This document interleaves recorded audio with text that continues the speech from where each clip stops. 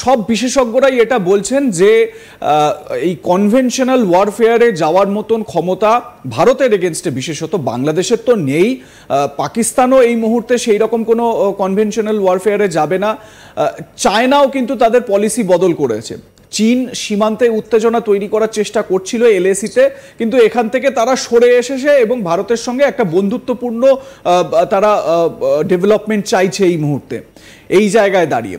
তো আমার কথা হচ্ছে গিয়ে বাংলাদেশ কেন আইএসআই বা পাকিস্তানের অভ্যন্তরে যে উগ্রবাদ যে সংগঠনগুলো রয়েছে বা জঙ্গি সংগঠনগুলো রয়েছে তাদের মদতে এই প্ররোচনায় পা দিচ্ছে? আখেরে ক্ষতিটা তো হবে বাংলাদেশের জনতার। ভারতের সার্বভৌমত্বে যদি আঘাত আসে, এরকম কোনো সিচুয়েশন হয়, তাহলে ভারত তো চুপ থাকবে না, পাল্টা প্রত্যাঘাত তো হবেই। তাহলে সব থেকে সমস্যায় যেটা হবে পড়বেন সেটা হচ্ছে গিয়ে বাংলাদেশের সাধারণ মানুষ। একদমই তাই। আসলে যারা এসব বিষয়ে কথা বলছে বা যারা এইসব বিষয়ে ইন্ধন যোগাচ্ছে, যারা আজকে পাকিস্তানের এই জঙ্গি গোষ্ঠীর সঙ্গে মিলে বাংলাদেশকে জঙ্গি রাষ্ট্র বানানোর পরিকল্পনা করছে, তারা আসলে বাংলাদেশের ইতিহাসটা খুব বেশি জানে না। তারা পাকিস্তানের ইতিহাসটাও নিয়ে পড়ে না। তারা জানে একটি খেলাফত প্রতিষ্ঠার মাধ্যমে একটি ইসলামিক রাষ্ট্র কায়েম করতে হবে, যেখানে ভারতের দালালরা ভারতের আগ্রাসন থাকবে না, যেটা তাদের ভাষা। তো সেই জায়গায় দেখুন, আমি একটা কথা এখানে বলতে চাই স্বপনদা, যে আমরা আফগানিস্তান সম্পর্কে অনেকেই জানি, কিন্তু আফগানিস্তানের আজ থেকে 50 বছরের ইতিহাস যদি আমরা পর্যালোচনা করি, 30-40 বছরের ইতিহাস পর্যালোচনা করি, সেক্ষেত্রে আমরা কি দেখতে পাই যে আফগানিস্তান ছিল একটি কিন্তু ওয়েস্টার্ন কান্ট্রির মতো দেশ। একদমই, এবং সেই বিশেষ করে বিভিন্ন সময় সামনে আসে। হ্যাঁ, বাদশাহ জহিরের যে নেতৃত্বে যে আফগানিস্তান, সেই আফগানিস্তানটাকে আপনি ওয়েস্টার্ন কালচারের সঙ্গে মেলাতে পারেন।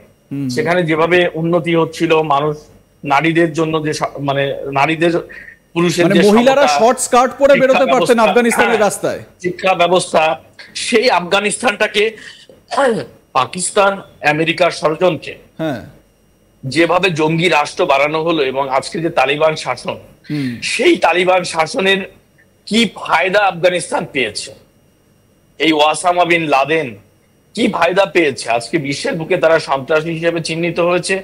একটি সুন্দর দেশকে তারা একটি জঙ্গি রাষ্ট্রে পরিণত করেছে এই পাকিস্তানের খপ্পরে পড়ে, এই আমেরিকার খপ্পরে পড়ে। সেই রাষ্ট্রটি আজকে কোথায়? সেই রাষ্ট্রটি আজকে সারা বিশ্বের নিন্দিত একটি রাষ্ট্র। সেই আফগানিস্তানকেই কিন্তু অনুসরণ করা হচ্ছে বাংলাদেশে। এই গত পরশু বা তার আগের দিন, দুদিনে বাংলাদেশে ইসরায়েল বিরোধী যে বিক্ষোভ হয়েছে, যেখানে বাটা, কেএফসির মতো প্রতিষ্ঠানে হামলা, লুটপাট হয়েছে, সেই জায়গাতে আমরা দেখেছি কি ওয়াসামা বিন লাদেনের পোস্টার হাতে কিছু মানুষকে, যারা কি বলেছে যে ওয়াসামা বিন লাদেন হতে চায়, তারা আফগানিস্তানের ইসরায়েলে বাংলাদেশ দেখতে চায়। কি খারাপ মানসিকতা আমাদের হয়ে গেছে, কি বিপদের মধ্যে আমরা নিজেদেরকে টেনে নিচ্ছি যে আমরা আফগানিস্তানকে অনুসরণ করছি। আজকে আমরা ওয়াসামা বিন লাদেনের মতো বিশ্ব সন্ত্রাসীকে আমরা করছি। দেখুন, ভারতবর্ষও কিন্তু ফিলিস্তিনির উপরে ইসরায়েলের, ফিলিস্তিনি নিরপরাধ মানুষের উপর ইসরায়েলের হামলার নিন্দা করেছে। আমরাও করছি, কারণ নিরপরাধ মানুষ হত্যাকাণ্ডে আমরা সায় দিই না। আমরা মানবাধিকার লঙ্ঘন হয় এমন কাজে আমাদের সমর্থন কখনো ছিল না, এখনো নেই। কিন্তু একটি সন্ত্রাসী গোষ্ঠীকে থামাতে যখন গোটা বিশ্ব প্রতিবাদ করছে, সেখানে ভারতবর্ষ সেই প্রতিবাদটিও করবে। একটি আপনার যাদের নেতৃত্বে আপনার কি বলে যে ফিলিস্তিনির পক্ষে কথা বলা যে সন্ত্রাসী সংগঠনটি হামাস, সেই হামাসটাকে আপনি বলছেন ইসলামিক রেভলিউশনের উদ্যোক্তা, ইসলামিক রেভলিউশনের তারা নাকি পথ প্রদর্শক। তো তারা কিভাবে নির্বিচারে মানুষ হত্যা করছে? তারা কেন মানুষকে ধরে নিয়ে যাচ্ছে? ইসলাম তো এটা সমর্থন করে না। ইসলাম বলছে যে তুমি একটি মানুষ, প্রাণী হত্যা করলে পুরো মানব জাতিকে তুমি হত্যা করলে, এটি ইসলামের বক্তব্য। তাহলে তুমি কোন ইসলাম অনুসরণ করছো? আমি যদি বলি যে ইসরায়েলের সেই ষড়যন্ত্রের ফাঁদে পা দিয়ে এই হামাস আজকে ফিলিস্তিনিকে ধ্বংস করছে, তো তো সেই ফিলিস্তিনির অনুসরণের জন্য তুমি আজকে চাইছো বাংলাদেশটাকে আফগান বানাতে, পাকিস্তান বানাতে। তাতে এখানেও কিন্তু শাহিদুল ভাই এটা স্পষ্ট, এই যে হামাসের যে উস্কানি, সেই উস্কানিতে ইসরায়েলের উপর অ্যাটাক হচ্ছে, ইসরায়েল কিন্তু পাল্টা তাদের প্রত্যাঘাত করছে, ঠিক যেরকম তাদের সার্বভৌমত্বে আঘাত হানা হচ্ছে সে তার জন্য। এবং এতে করে সমস্যায় কারা পড়ছেন? সমস্যায় পড়ছেন যে নিরীহ ফিলিস্তিনি মানুষ রয়েছেন, জনতা রয়েছেন তারা।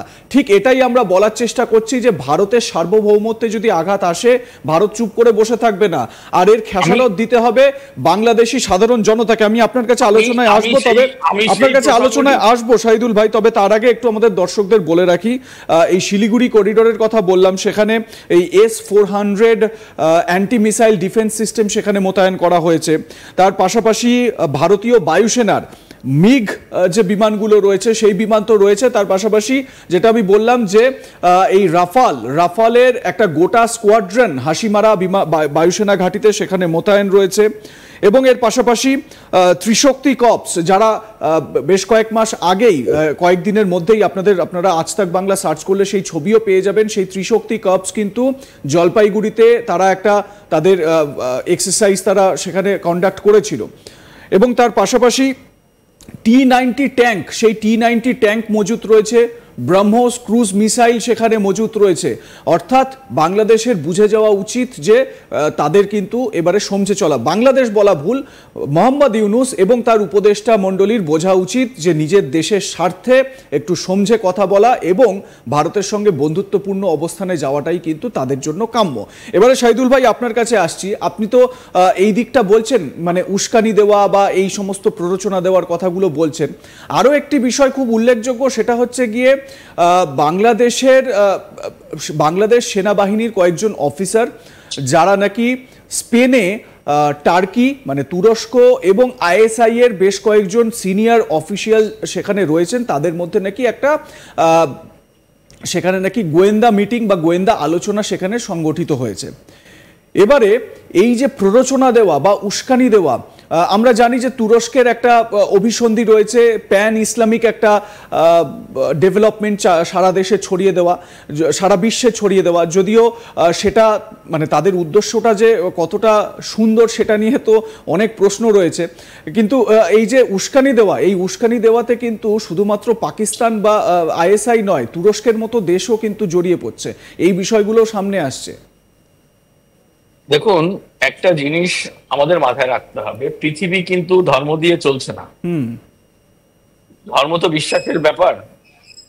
পৃথিবী চলছে আঞ্চলিক সহযোগিতা বা আন্তর্জাতিক সহযোগিতা দিয়ে। আজকে যদি ভারত গতকালকে একটি প্রজ্ঞাপন জারি করেছে, বাংলাদেশের ট্রানজিট সুবিধা বাতিল করেছে তারা, বাংলাদেশের গার্মেন্টস পণ্য বিশেষ করে, তা নিয়ে আমরা কত বিপদের মধ্যে বা আমরা কত হাহতাশ করছি, আমরা কত আশঙ্কার কথা বলছি। তো ভারতের উপর দিয়ে যদি বাংলাদেশ বিমান চলাচল বন্ধ করে, কথার কথা, তাহলে কি আমরা ধর্মীয় ভাবে সেটা সমাধান করতে পারবো? না, কখনোই পারবো না। এটাকে আমাদের আঞ্চলিক ইস্যু নিয়ে করতে হবে।